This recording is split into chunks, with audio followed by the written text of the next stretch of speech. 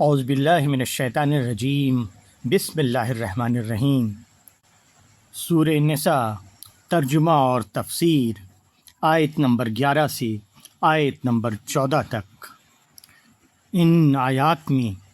اللہ تبارک و تعالیٰ کے مقرر کردہ نظام وراثت اور وارثوں کے حصوں کی تفسیر کا بیان ہے۔ یوصیکم اللہ فی اولادکم للذکر مثل حظ الانثیین فإن کن نساء فوق اثنتین فلہن ثلث ما ترک وإن كانت واحدة فلها النصف ولأبویہ لكل واحد منہما السدس مما ترک ان کان لہ ولد فإن لم یکن لہ ولد وورثہ ابواہ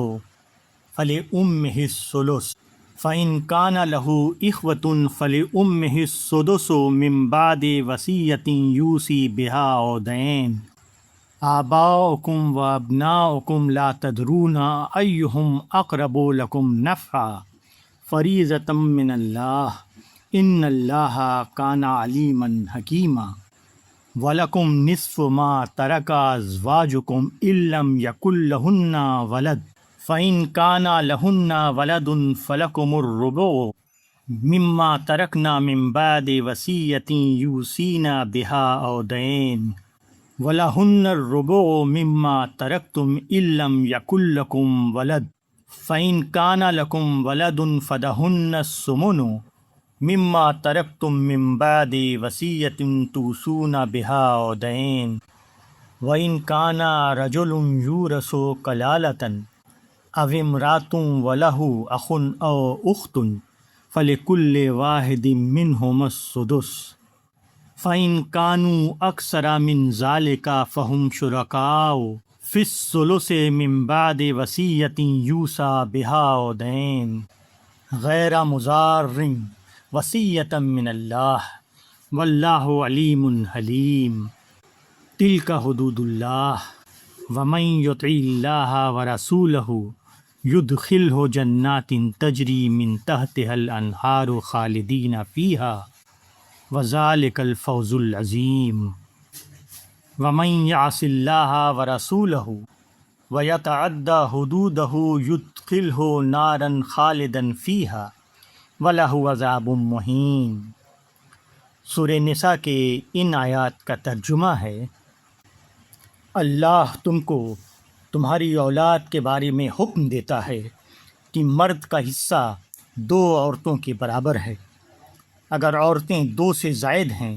تو ان کے لیے 2/3 ہے اس مال میں سے جو مورث چھوڑ گیا ہے، اور اگر وہ اکیلی ہے تو اس کے لیے آدھا ہے،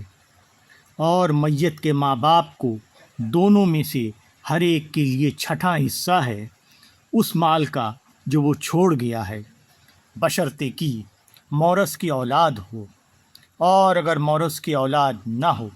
اور اس کے ماں باپ اس کے وارث ہوں تو اس کی ماں کا 1/3 حصہ ہے، اور اگر اس کے بھائی بہن ہوں تو اس کی ماں کے لیے 1/6 حصہ ہے۔ یہ حصے وصیت نکالنے کے بعد یا ادائے قرض کے بعد ہیں جو وہ کر جاتا ہے۔ تمہارے باپ ہوں یا تمہارے بیٹے ہوں،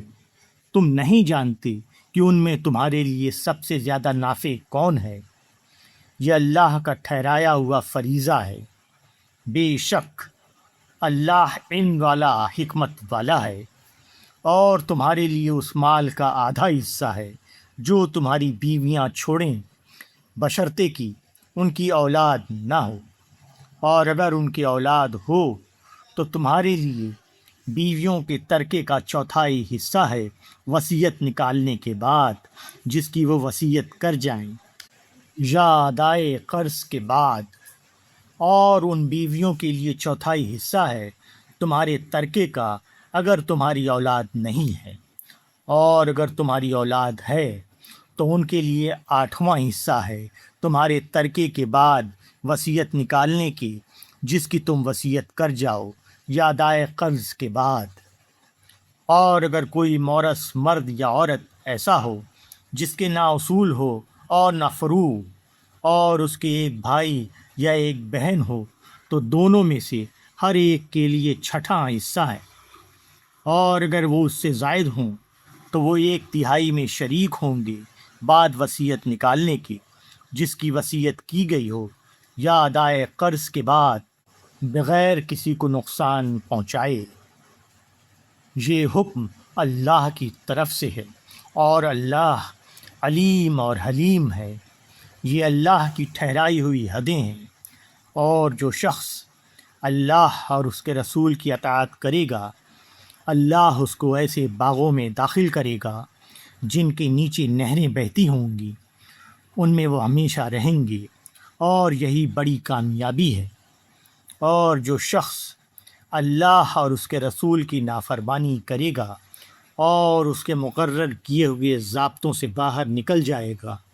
اس کو وہ آگ میں داخل کرے گا جس میں وہ ہمیشہ رہے گا، اور اس کے لیے ذلت والا عذاب ہے۔ سورہ نساء کے ان آیات کی تفسیر ہے: آدمی جو قانون بناتا ہے اس میں کسی نہ کسی پہلو کی طرف جھکاؤ ہو جاتا ہے۔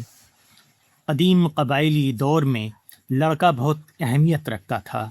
کیونکہ وہ قبیلے کے لیے طاقت کا ذریعہ تھا۔ اس لیے وراثت میں لڑکی کو محروم کر کے سارا حق لڑکے کو دے دیا گیا۔ موجودہ زمانے میں اس کا رد عمل ہوا تو لڑکا اور لڑکی دونوں برابر کر دیے گئے،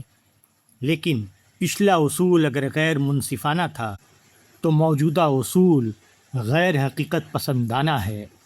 یہ صرف اللہ ہے جس کا علم و حکمت اس بات کی ضمانت ہے کہ وہ جو قانون دے وہ ہر قسم کی بے اعتدالی سے پاک ہو۔ اللہ نے اس سلسلے میں جو ضابطے مقرر کیے ہیں، وہ نہ صرف یہ کہ سماجی انصاف کا حقیقی ذریعہ ہے، بلکہ آخرت کی زندگی سے بھی ان کا گہرا تعلق ہے۔ یتیموں کے حقوق ادا کرنا، وصیت کی تعمیل کرنا، وراثت کو اس کے وارثوں تک پہنچانا ان امور میں سے ہیں جن پر آدمی کی دوزخ اور جنت کا انحصار ہے۔ 1/3 حصے میں وصیت کرنا شرعاً جائز ہے، لیکن کوئی شخص ایسی وصیت کرے جس کا مقصد حقدار کو وراثت سے محروم کرنا ہو تو یہ ایسا گناہ ہے جو اس کو جہنم کا مستحق بنا سکتا ہے۔ اس معاملے میں آدمی کو خدا کے مقرر کیے ہوئے ضابطے پر چلنا ہے، نہ کہ ذاتی خواہشوں اور خاندانی مصلحتوں کے اوپر